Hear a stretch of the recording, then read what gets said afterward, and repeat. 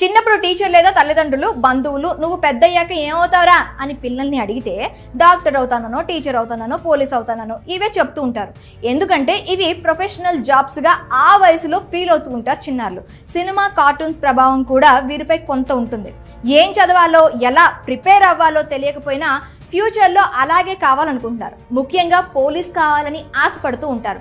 పోలీసులు అంటే ఓ TV respect, ప్రజలకు మంచి చేయొచ్చునన్న భావన కూడా ఉంటుంది. కానీ బాల్యం అందరికీ ఒకేలా గడవదు. ఒకరికి మధురంగా మరొకరికి భారంగా గడుస్తూ ఉంటుంది. ఇదిగో మనం చెప్పుకోబోయే చిన్నారికి కూడా ఎన్నో ఆశలు ఆశయాలు ఉన్నాయి. కానీ లక్ష్యం నెరవేర్చుకునేందుకు సమయం లేదు. కానీ అతని కలను నెరవేర్చారు బంజారా హిల్స్ పోలీసులు.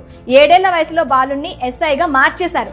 ఆంధ్రప్రదేశ్లోని గుంటూరుకు చెందిన అనుపూజు బ్రహ్మం లక్ష్మీ దంపతుల రెండో కుమారుడు మోహన్ సాయి 4వ తరగతి వరకు చదువుకున్నారు.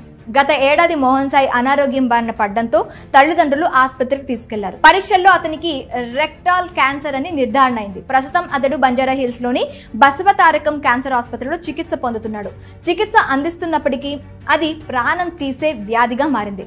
బాబు ఆరోగ్యం రోజురోజుకు క్షీణిస్తోంది. దీంతో బాబుకి ఏవేమి కోరికలు ఉన్నాయో అవి తీర్చేందుకు సిద్ధమయ్యారు పేరెంట్స్. చిన్నప్పటి నుంచి తనకు పోలీస్ కావాలన్నది ఓ కల. ఆ విషయం తెలుసుకున్న ఆసుపత్రి సిబ్బంది మేక్ ఏ విష్ ఫౌండేషన్ సభ్యులకు తెలిపారు. మోహన్ విష్ను తీర్చేందుకు బంజారా హిల్స్ పోలీసులతో మాట్లాడారు ఆ ఎన్జిఓ సభ్యులు.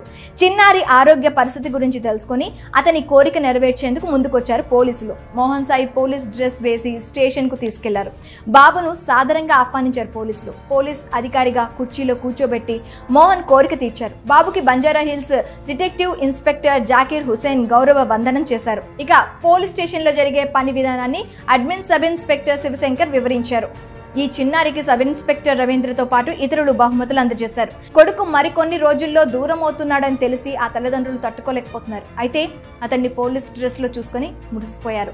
అధికారులు సల్యూట్ చేస్తుంటే ఆనంద బాష్పాలతో పాటు భవిష్యత్తులో అతడు ఉండడని తెలిసి కన్నీటి పర్యాంతమయ్యారు.